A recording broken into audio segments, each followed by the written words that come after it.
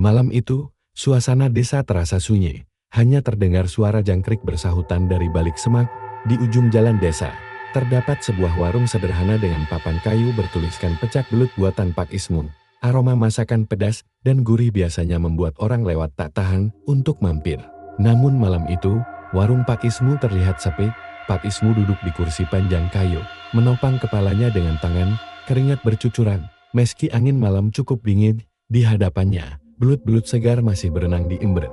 Tidak ada seorang pun pembeli sejak maghrib tadi, Pak. Sudah hampir jam 9, nggak ada pembeli sama sekali. Mungkin kita tutup saja malam ini, ucap Bu Aris, istrinya, sambil menggendong bayi mereka yang baru berusia 1 tahun, anak sulung mereka, Rani, yang berumur 7 tahun. Duduk di sudut warung dengan mata mengantuk. Pak Ismu menghela napas panjang. Kenapa bisa begini, Lis? Dulu warung kita selalu penuh. Sekarang semua orang lebih pilih ke warungnya Pak Jakan, padahal resep kita nggak kalah. Bu Aris menatap suaminya dengan iba.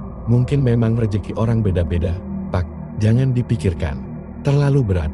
Besok kita coba lagi. Namun kata-kata Bu Aris justru membuat hati Pak Ismu semakin panas. Ia tahu betul, warung Pak Jaka yang berada tak jauh dari situ selalu penuh pembeli. Aroma sambar dan gorengan belut Pak Jaka bahkan tercium sampai ke jalan. Orang-orang desa memuji cita rasa masakan Pak Jaka, dan entah mengapa, setiap hari usahanya semakin ramai, seolah ada tangan gaib yang menarik pembeli ke sana. Pak Ismu mengepalkan tangannya. Kalau terus begini, kita bisa habis, Ris. Hutang ke Tengkulak makin menumpuk. Uang belanja pun pas-pasan. Aku nggak mau kalah sama Jaka itu. Mata Bu Aris berkaca-kaca. Ia tahu suaminya sangat tertekan, namun ia juga merasa takut mendengar nada suara Ismu yang mulai penuh kebencian. Malam semakin larut. Mereka pun memutuskan menutup warung. Rani tertidur di pangkuan ibunya. Sementara si bungsu rewel tak henti. Pak Ismu membereskan ember berisi belut yang tersisa. Anehnya, belut-belut itu bergerak liar, seperti memberontak keluar. Meski dari siang tadi tak ada tanda-tanda aneh. Saat hendak mengangkat ember, Pak Ismu terkejut. Seekor belut melompat keluar, jatuh di lantai, dan menggelapar keras. Mata belut itu memandangnya tajam, seperti menyimpan sesuatu yang ganjil. Sejenak ia merasa tubuhnya merinding. Pak, cepet buang ke sungai. Jangan simpan belut itu di rumah. Rasanya nggak enak dilihat, kata Bu Aris, menahan rasa ngeri. Pak Ismu mengambil belut itu dengan tangan gemetar. Saat disentuh, kulit belut terasa dingin, lebih dingin dari biasanya. Ia bergegas memasukkannya kembali ke ember, tetapi dalam hatinya ada bisikan samar. Kalau kau ingin menang dari Jaka, belut ini bisa jadi jalan. Pak Ismu sontak menoleh ke kiri dan kanan, mencari asal suara, tapi tidak ada siapapun di sana. Hanya hembusan angin malam yang lewat. Sesampainya di rumah, ia tak bisa tidur. Wajah Pak Jaka terus terbayang di kepalanya. Rasa iri bercampur dengan putus asa. Dalam keheningan malam, ia kembali mendengar bisikan samar. Kali ini lebih jelas. Datanglah ke arah sungai tua di ujung desa. Belut tahu rahasia rejeki. Tubuhnya merinding hebat. Ia menutup telinga dengan kedua tangan, tapi suara itu terus masuk, menyusup ke dalam pikirannya. Sementara itu, Bu Aris tertidur dengan anak-anaknya, tak menyadari bahwa di samping rumah mereka, seekor belut besar merayap pelan di tanah yang lembab, meninggalkan jejak lendir yang berkilat diterpa sinar bulan. Malam itu, tanpa ia sadari, awal dari kegelapan sudah mengetuk pintu keluarganya. Pagi itu, matahari bersinar redup, tertutup awan kelabu. Hujan semalam membuat tanah becek dan licin. Pak Ismu duduk termenung di kursi depan rumah, matanya kosong, seolah pikirannya masih tertinggal di kejadian malam tadi. Bisikan aneh yang ia dengar terus menggema di kepalanya. Datanglah ke arah sungai tua di ujung desa. Belut tahu rahasia rejeki.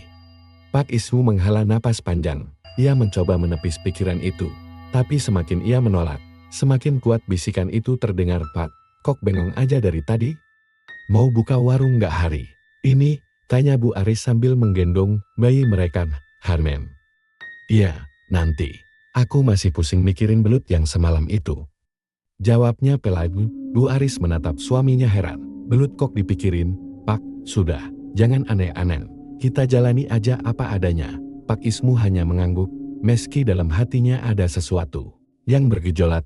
Perjalanan ke sungai tua siang menjelang sore. Ketika Bu Aris dan anak-anaknya tertidur siang, Pak Ismu diam-diam keluar rumah. Kakinya melangkah menuju arah barat desa, tempat sungai tua yang jarang dikunjungi orang. Sungai itu terkenal angker. Orang-orang percaya ada makhluk gaib penumbuh belut besar di sana. Jalan setapak menuju sungai penuh dengan pepohonan rimbun. Udara lembab dan bau tanah basah semakin menekan suasana. Burung-burung enggan berkicau, seakan tahu ada sesuatu yang tidak beres. Sesampainya di tepi sungai, Pak Ismu terdiam. Air sungai mengalir lambat, berwarna keruh kehitaman. Suasana di sana mencekam, tak ada suara selain gemericik air dan sesekali ranting patah. Tiba-tiba, dari tengah sungai, muncul gelembung-gelembung besar. Perlahan, seekor belut hitam raksasa menampakkan diri. Melilit-lilit di permukaan air, matanya merah menyala, menatap langsung ke arah Pak Ismu. Pak Ismu tersentak mundur, tubuhnya gemetar. Namun, suara itu kembali terdengar jelas di kepalanya. Kau datang juga, Ismu. Kau ingin rezeki yang besar? Kau ingin menang dari Jaka? Kau ingin kaya tanpa bersusah payah? Pak Ismu menelan ludah, bibirnya bergetar. Apa yang harus aku lakukan? Air sungai bergolak hebat. Dari balik semak, muncul seorang lelaki tua berpakaian hitam lusuh. Rambutnya panjang acak-acakan, wajahnya keriput, matanya cekung menakutkan. Ia berjalan pelan ke arah Ismu, seolah sudah menunggu. Akhirnya kau datang juga. Suara lelaki tua itu serak, membuat bulu kuduk berdiri. Aku tahu apa yang kau inginkan.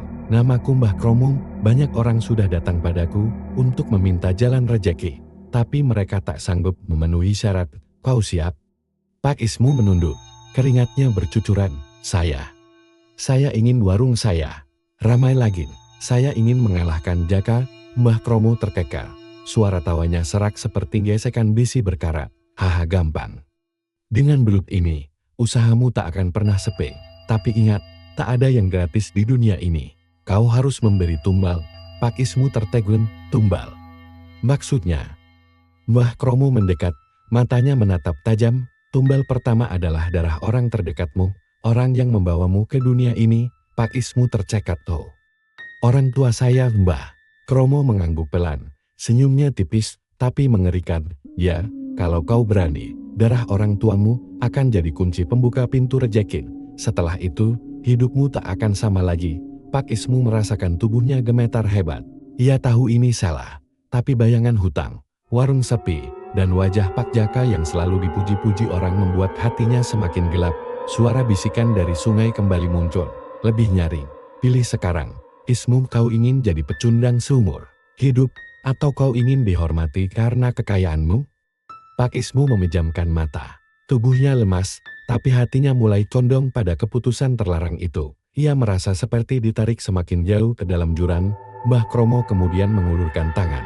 Telapak tangannya penuh lendir belut. Kalau kau setuju, malam Jumat Kliwon nanti, datanglah lagi ke sungai ini, bawa darah orang tuamu. Setelah itu, warungmu akan dipenuhi pembeli. Pak Ismu menatap tangan itu, jantungnya berdegup keras. Tapi, tangannya perlahan ikut terulur.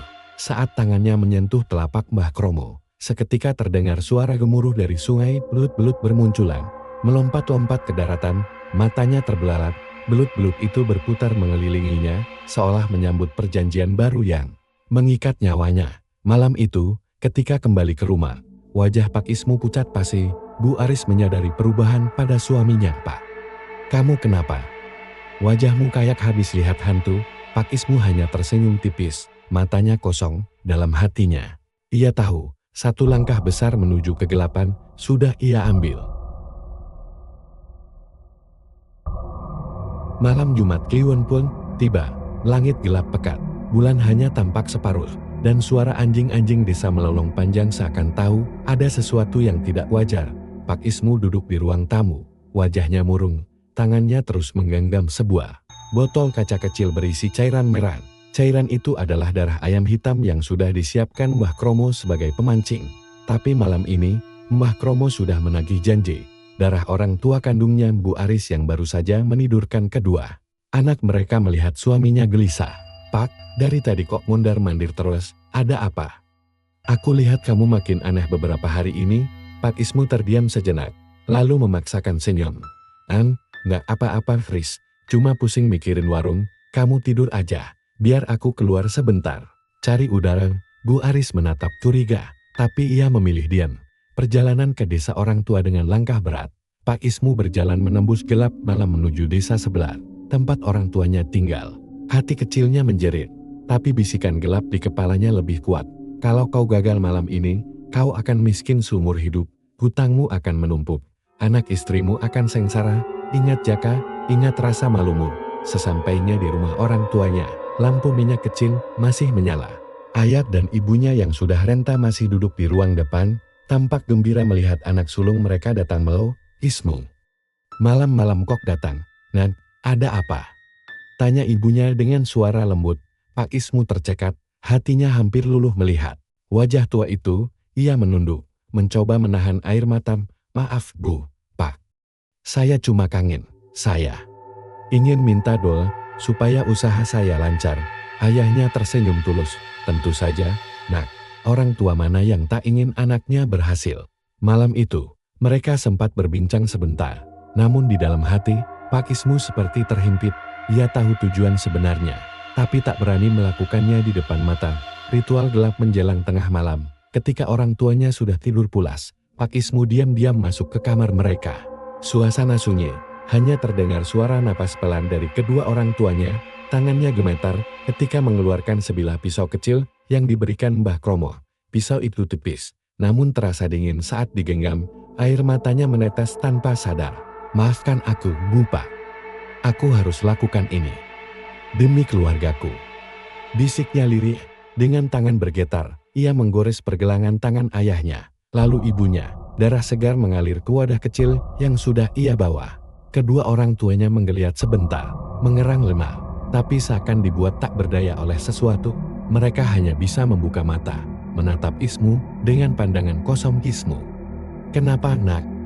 Bisik sang ibu dengan suara serak, penuh luka. Pertanyaan itu menusuk jantungnya. Namun belut-belut bayangan yang muncul di sudut kamar seakan mengejek. Menunggu darah itu dikumpulkan, tak lama kemudian, kedua orang tuanya terkulai lemas. Nafas mereka terhenti, mata terbuka menatap kosong, darah mengalir membasahi lantai. Pak Ismu menahan isak tangis, tapi juga merasakan kelegaan aneh. Seperti ada beban yang terlepas. Ia memasukkan darah itu ke botol, lalu buru-buru meninggalkan rumah, meninggalkan mayat kedua orang tuanya yang tergeletak dingin. Sungai menelan tumbal dengan nafas terengah-engah. Ia kembali ke sungai tua. Mbah Kromo sudah menunggu, berdiri di tepi sungai dengan tongkat kayu. Bagus.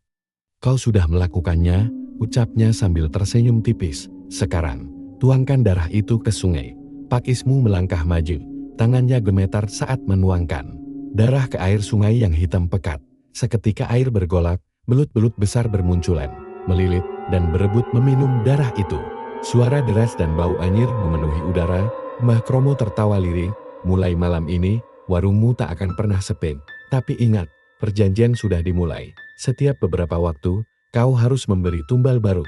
Kalau tidak, belut-belut itu akan menagih nyawamu sendiri. Pak Ismu terdiam, wajahnya pucat, tapi di dalam hatinya ada api keserakahan yang menyala. Ia mengangguk pelan. Mbah Kromo menepuk bahunya. Pulanglah. Besok pagi kau akan melihat hasilnya. Pulang dengan dosa. Saat berjalan pulang, Pak Ismu merasa bayangan hitam terus mengikutinya. Angin malam berhembus dingin menusuk tulang. Setiap langkahnya terasa berat, seperti sedang membawa kutukan. Sesampainya di rumah, Bu Aris masih terjaga. Ia kaget melihat wajah suaminya yang pucat. Pakaiannya kotor bercampur lumpur. Pak, dari mana kamu? Kenapa seperti ini?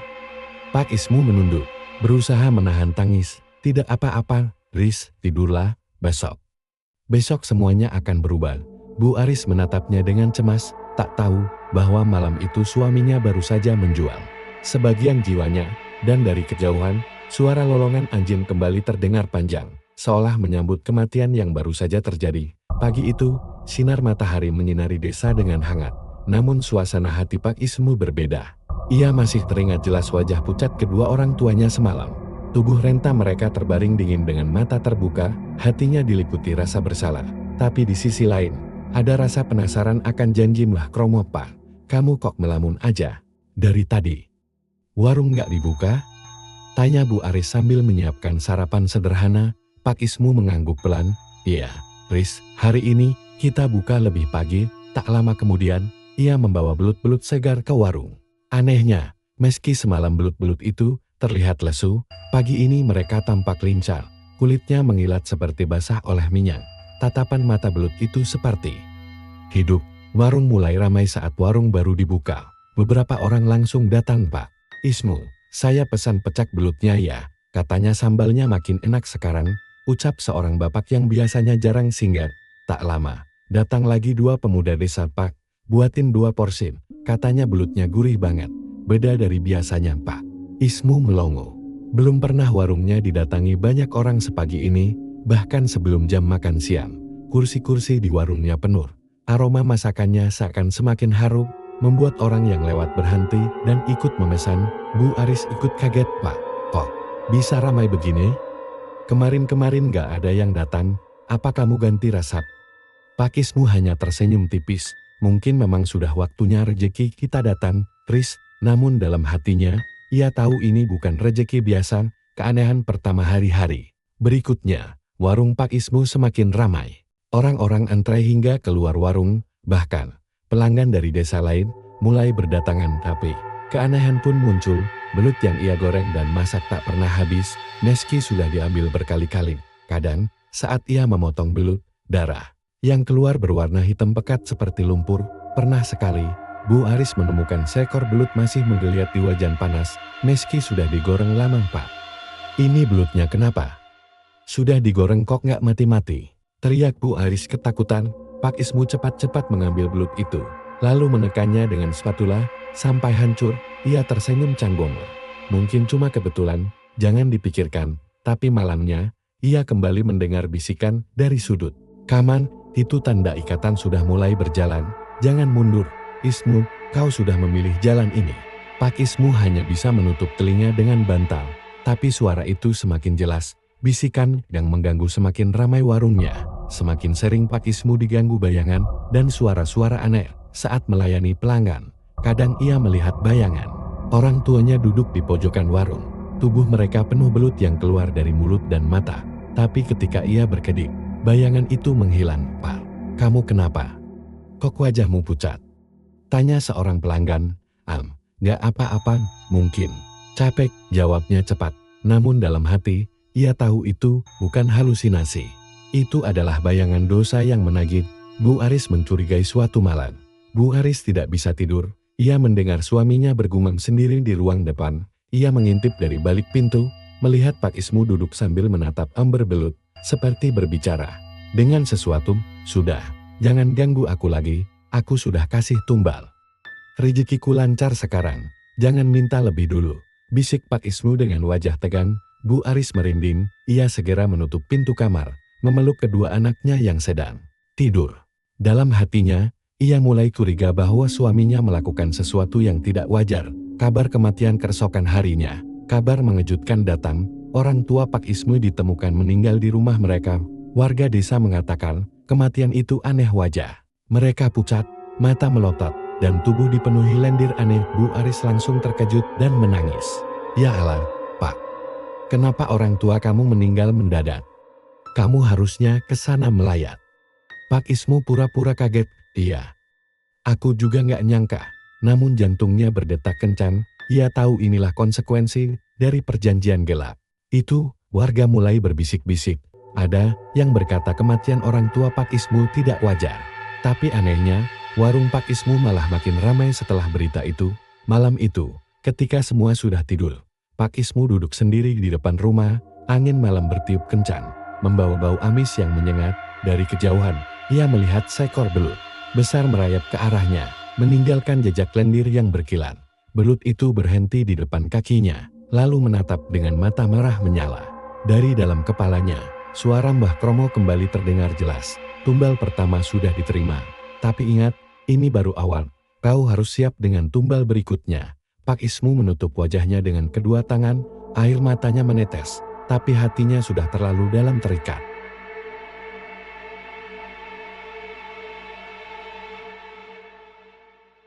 Hari-hari berlalu, warung Pak Ismu semakin ramai. Bahkan orang dari desa jauh sengaja datang untuk mencicipi pecak belutnya.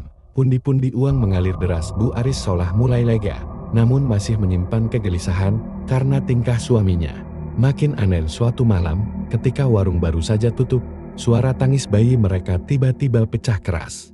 Bu Aris yang sedang memberaskan piring segera berlari ke kamar. "Pak, anak kita kenapa? Badannya panas sekali," seru Bu Aris panik. Pak Ismu buru-buru mendekat.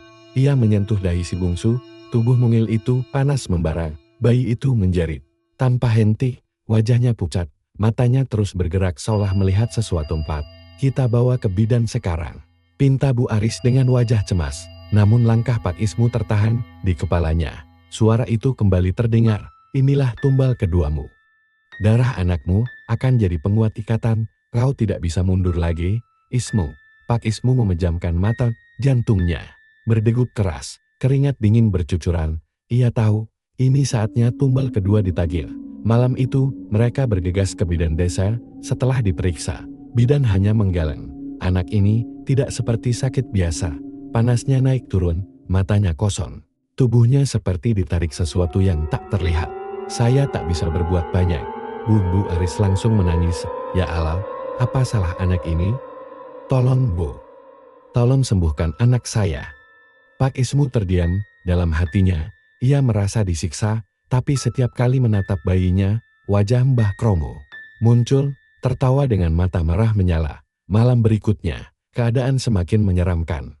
Bayi mereka menangis tanpa henti, lalu tiba-tiba terdiam menatap langit-langit kamar. "Pak, lihat itu." Bu Aris menunjuk ke atas. Pak Ismu terkejut.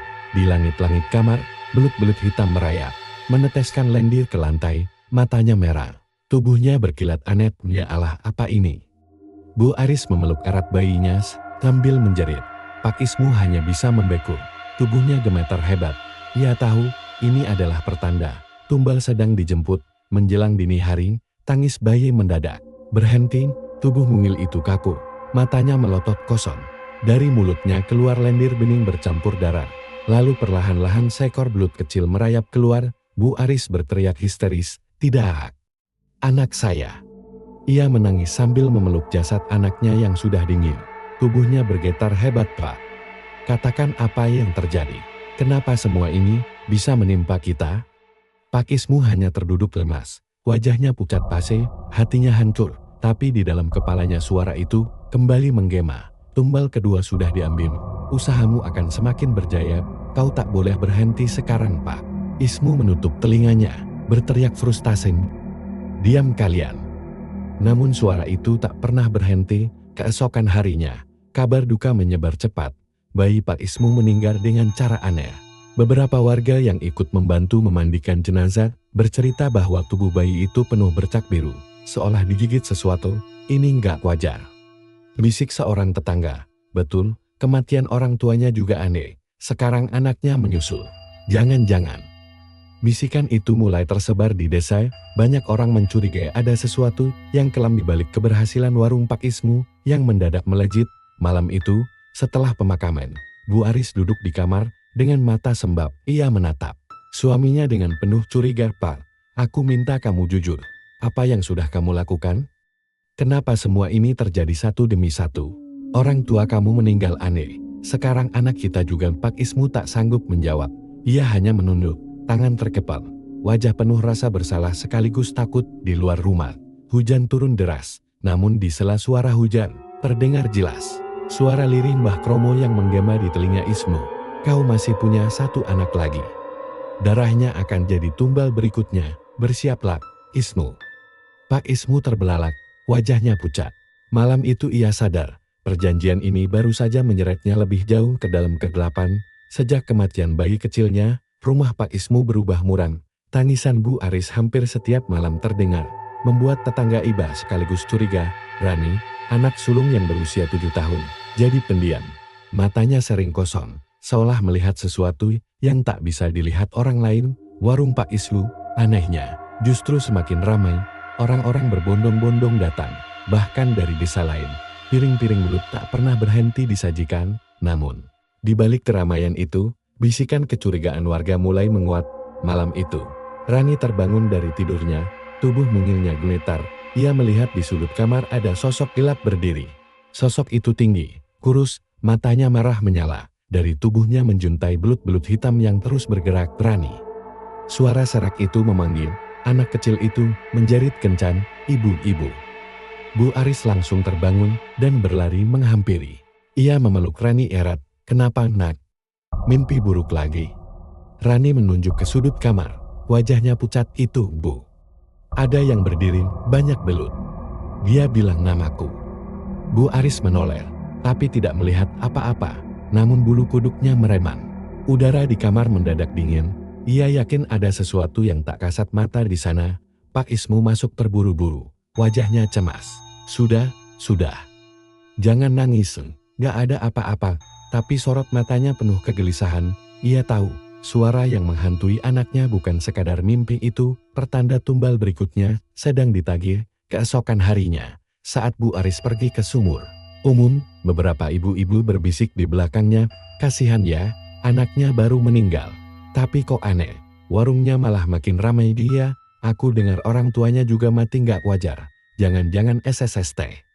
"Jangan keras-keras, tapi memang banyak kejanggalan." Bu Aris bisa mendengar bisikan itu, hatinya perih. Namun, ia sendiri juga mulai merasakan ada sesuatu yang salah dengan suaminya. Pak Jaka, pesaing sekaligus sumber iri hati Pak Ismu, mulai resah. Warungnya makin sepi, kalah jauh dengan milik Pak Ismu. Suatu malam, ia diam-diam mengintai dari kejauhan. Ia melihat warung Pak Ismu masih terang meski sudah larut. Dari celah pintu, tampak Pak Ismu duduk di depan ember berisi belut, berbisik-bisik sambil meneteskan darah ayam ke dalam air. Belut-belut itu bergerak liar, seakan mengerti. Pak Jaka tercekat. Astagfirullah. Apa yang dia lakukan? Ia segera pergi, tapi di belakangnya terdengar suara kecipak air. Meski tidak ada sungai, saat menoleh, ia melihat seekor belut besar melompat ke tanah, lalu menghilang dalam gelap. Teror di warung beberapa pelanggan mulai mengalami kejadian aneh. Ada yang tiba-tiba muntah darah setelah makan. Ada pula yang mengaku melihat belut hidup masih bergerak di piringnya. Seorang anak kecil yang diajak makan di sana pulang dengan tubuh penuh ruam merah, seperti bekas gigitan. Namun anehnya, keesokan harinya warung itu tetap ramai, seolah orang-orang tak bisa menolak untuk datang kembali. Malam itu, Bu Aris tak tahan lagi. Ia menatap suaminya dengan mata penuh air mata. "Pak, aku mohon jujur. Apa yang sebenarnya kamu lakukan? Kenapa orang tua kamu, anak kita, semua mati dengan cara aneh? Dan kenapa warung ini tiba-tiba ramai?" Pak Ismu terdiam lama, wajahnya pucat. Ia menggenggam lututnya, tubuhnya bergetar. Aku cuma ingin kita nggak miskin lagi, Riz. Aku ingin kalahkan Jaka aku. Aku mendatangi Mbah Kromo." Bu Aris terperangah. "Astagfirullah. Kamu pesugihan, Pak." Air mata Bu Aris jatuh deras. Ia menjerit sambil menutup wajahnya. "Kenapa kamu tega? Bahkan anak kita sendiri jadi korban." Pak Ismu menunduk. "Aku nggak bisa mundur, Riz. Kalau aku berhenti, belut-belut itu akan menjemput kita semua. Aku sudah terlalu jauh." Tiba-tiba suara piring pecah terdengar dari dapur. Mereka berdua terkejut saat dilihat ember berisi belut terguling. Belut-belut hitam itu merayap ke lantai, menuju kamar Rani. Trane yang sedang tertidur mendadak terbangun, menjerit histeris. Dari mulutnya keluar lendir bening. Tubuhnya kejang-kejang. Bu Aris berlari memeluk anaknya sambil berteriak, "Pak, selamatkan Rani. Jangan biarkan dia jadi korban lagi." Pak Ismu terdiam, wajahnya pucat pasi. Ia tahu benar, tumbal berikutnya sudah ditagih.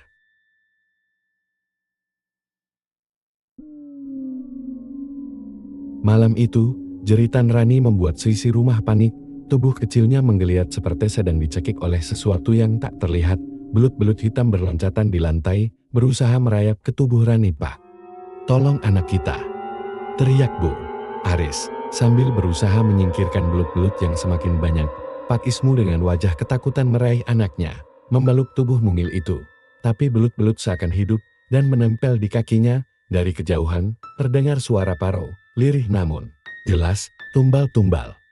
Pak Ismu gemetar. Ia tahu, suara itu milik Mbah Kromo, dukun tua tempat ia melakukan perjanjian.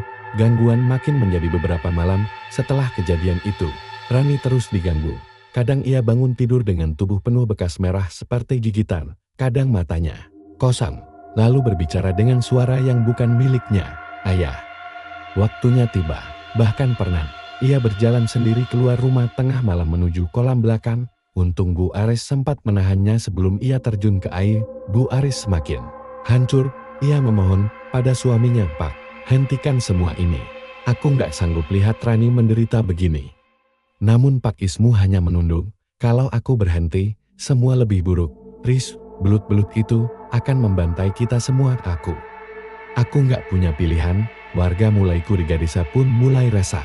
Banyak warga mengalami gangguan setelah berkunjung ke warung Pak Ismu. Ada yang bermimpi didatangi belut besar yang melilit tubuh mereka. Ada yang tiba-tiba sakit keras, tak bisa disembuhkan. Bahkan beberapa ayam dan kambing warga ditemukan mati dengan bekas lendir di tubuhnya. Pak Jaka yang sudah lama curiga akhirnya memberanikan diri bercerita kepada Pak Paiman, tetangga dekat rumah Pak Ismu. "Aku pernah lihat sendiri, Man, dia kasih makan belut pakai darah ayam tengah malam. Aku yakin Ismu itu sudah main pesugihan."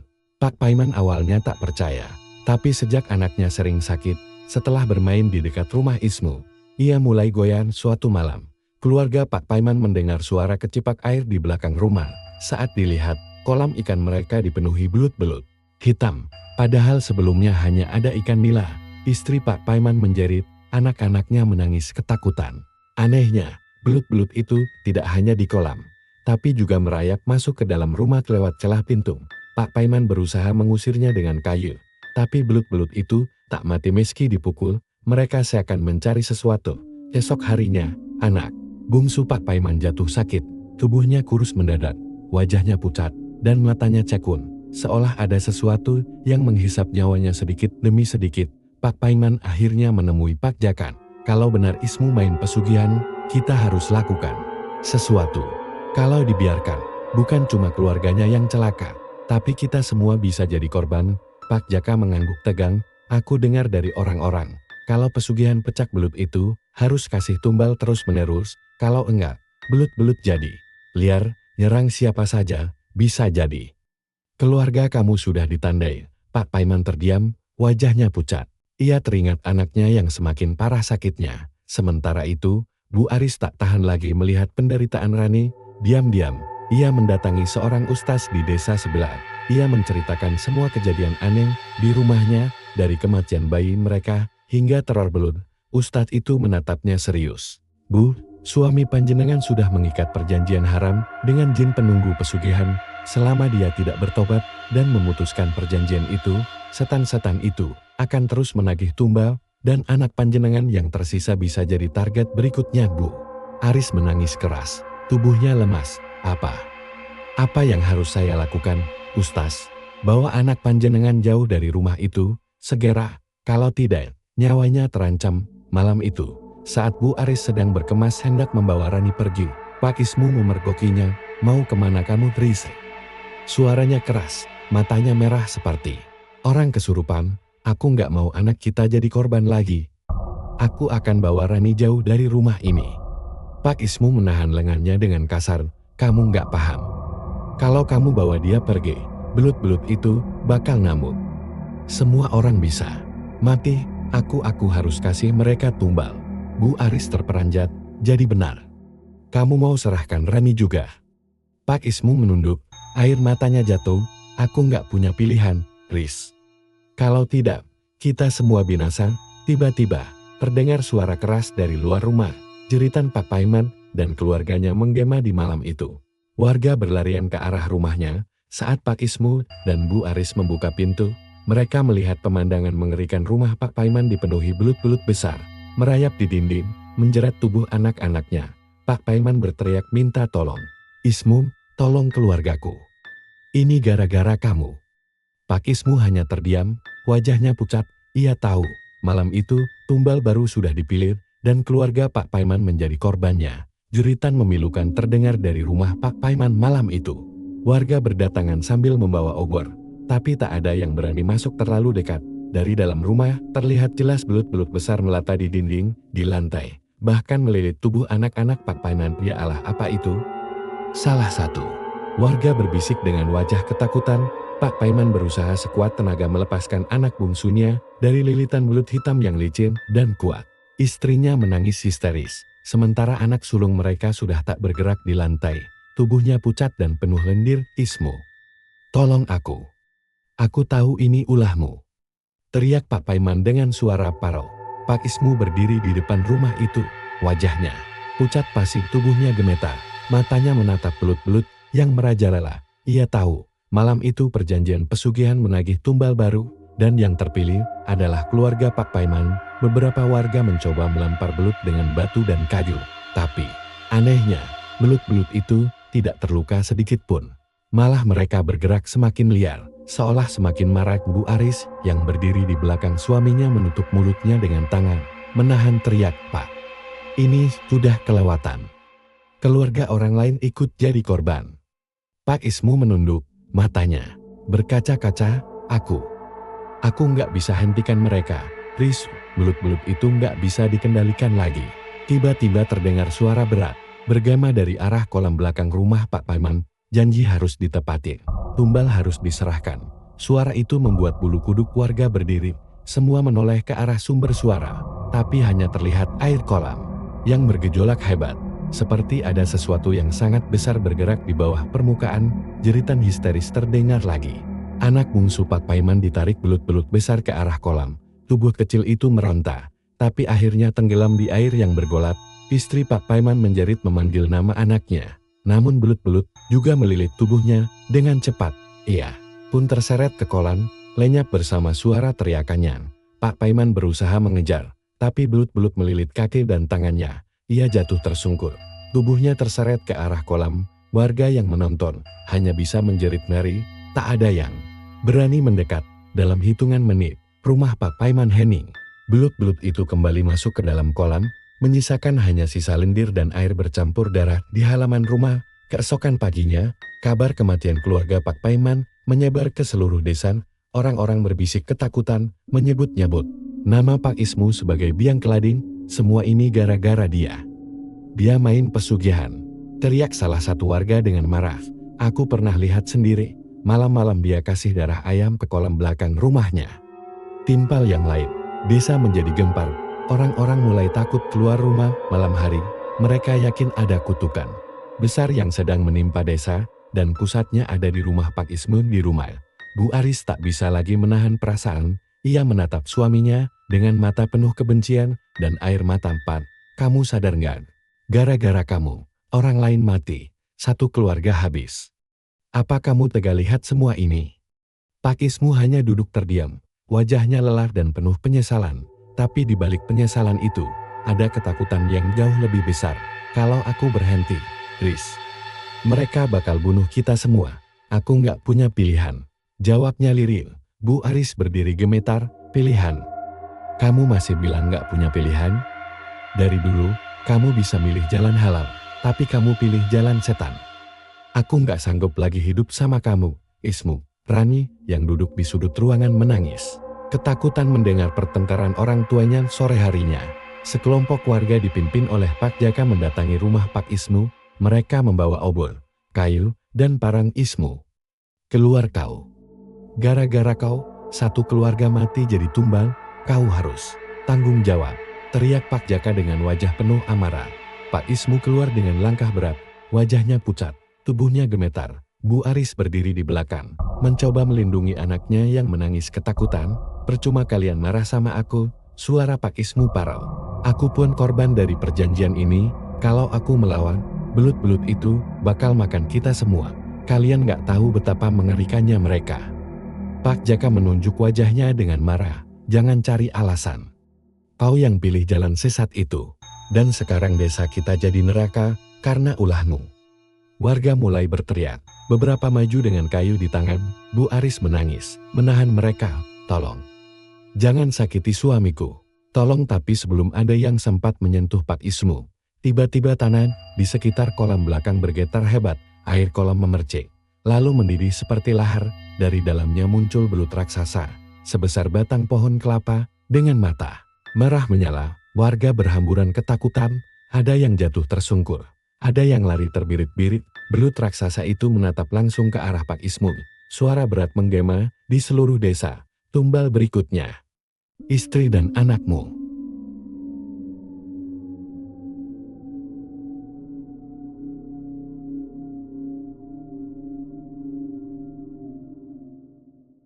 Malam itu, suasana desa benar-benar mencekam, tidak ada satupun lampu rumah warga yang menyala. Semua orang mengunci pintu rapat-rapat, menutup jendela dengan papan kayu, seakan berusaha menyingkirkan suara-suara menyeramkan yang datang dari arah rumah Pak Ismu. Dari kolam belakang rumahnya, terdengar suara air bergolak, seperti ada ribuan tubuh yang berenang secara bersamaan. Lendir berbau amis menyebar ke seluruh penjuru, membuat udara malam begitu sesak. Di halaman rumah, Pak Ismu berdiri kaku, wajahnya pucat pasi, tubuhnya bergetar hebat. Di belakangnya, Bu Aris memeluk erat kedua anaknya yang tersisa, Rani dan bayi mereka yang masih dalam gendongan. Dari dalam kolam, belut raksasa muncul. Tubuhnya besar, hitam, dan berkilau dengan lendir. Matanya merah menyala, menatap langsung ke arah keluarga kecil itu. Suara berat menggema, seolah keluar dari perut bumi. Ismu, janji belum lunas. Tumbal terakhir, istri dan anakmu, serahkan. Mereka, atau desa ini akan tenggelam dalam darah. Pak Ismu jatuh tersungkur, menutup telinganya. Air mata bercucuran dari wajahnya yang penuh ketakutan. Jangan ambil mereka. Ambil aku saja. Aku yang membuat perjanjian ini. Jangan sentuh anak istriku. Jeritnya histeris. Belut raksasa itu melata semakin dekat ke arah mereka. Tanah bergetar, rumah Pak Ismu retak-retak, dinding berjatuhan. Bu Aris menatap suaminya dengan pandangan penuh luka. Kamu baru sadar sekarang, Mu. Setelah semua orang mati, baru kamu tahu rasanya takut kehilangan. Rani menangis kencang. Tubuhnya gemetar. Bayi yang digendong Bu Aris pun meraung keras, seolah ikut merasakan ketakutan luar biasa itu. Dari kejauhan, warga desa diam-diam mengintip. Mereka melihat dengan jelas bagaimana belut raksasa itu mengarahkan mulutnya yang penuh gigi tajam ke arah keluarga Pak Ismu. Pak Jaka, yang memimpin warga, berbisik lirih. Inilah akibatnya kalau tamak. Inilah balasan orang yang bersekutu dengan setan. Namun tak seorang pun berani maju. Semua hanya bisa menyaksikan. Ketakutan bercampur rasa iba. Pak Ismu tiba-tiba berdiri. Tubuhnya gemetar, tapi matanya kali ini penuh tekad. Ia menoleh ke arah Bu Aris dan anak-anaknya. Tulis, jaga anak-anak, aku akan mengakhiri semua ini. Sebelum Bu Aris sempat bertanya, Pak Ismu berlari ke arah belut raksasa itu. Ia merentangkan tangan, lalu berteriak lantang, aku serahkan diriku. Ambil aku, tapi jangan sentuh keluargaku lagi. Belut raksasa itu berhenti sejenak, lalu membuka mulutnya lebar-lebar. Dengan sekali terjangan, tubuh Pak Ismu disambar, dililit, dan ditelan hidup-hidup. Jeritan terakhirnya menggema ke seluruh desa. Lalu hening, air kolam kembali tenang. Belut-belut kecil yang tadinya berkeliaran menghilang satu persatu. Bau amis yang menyengat pun perlahan lenyap. Bu Aris jatuh terduduk, menangis histeris. Ia memeluk kedua anaknya erat-erat, tak peduli dengan warga yang mulai berdatangan. Pak Jaka dan beberapa orang lain mendekat, menatap Bu Aris dengan tatapan iba. Semuanya sudah selesai, Bu. Setan itu sudah puas. Pak Ismu sudah menebusnya. Namun, meski belut-belut sudah menghilang, suasana desa masih terasa berat. Banyak keluarga kehilangan orang tercinta akibat pesugihan itu. Nama Pak Ismu akan selalu diingat sebagai orang yang menghancurkan ketenteraman desa karena keserakahannya. Penutup yang mencekam beberapa hari kemudian, kolam belakang rumah Pak Ismu dikeringkan oleh warga. Mereka berharap dengan begitu, tidak ada lagi belut yang bisa muncul. Namun ketika air kolam surut, di dasar lumpur terlihat bayangan samar wajah Pak Ismu. Matanya terbuka lebar, menatap ke atas dengan tatapan kosong. Warga yang melihat itu langsung menjerit ketakutan. Mereka menutup kolam dengan tanah dan menancapkan batang pohon pisang sebagai penanda. Tapi bisik-bisik mulai terdengar. Di malam hari konon, siapapun yang melewati bekas kolam itu bisa mendengar suara lirih, aku masih di sini. Tumbal belum benar-benar lunas. Akhir keluarga Pak Ismu yang tersisa hidup dalam trauma. Bu Aris membesarkan anak-anaknya dengan penuh rasa takut dan penyesalan. Sementara warga desa tak pernah benar-benar tenang. Pesugihan pecak belut meninggalkan jejak kelam, menjadi peringatan bagi siapa saja yang tergoda jalan pintas menuju kekayaan. Karena harga dari keserakahan bukan sekadar harta, melainkan nyawa dan jiwa yang tak pernah bisa bebas selamanya.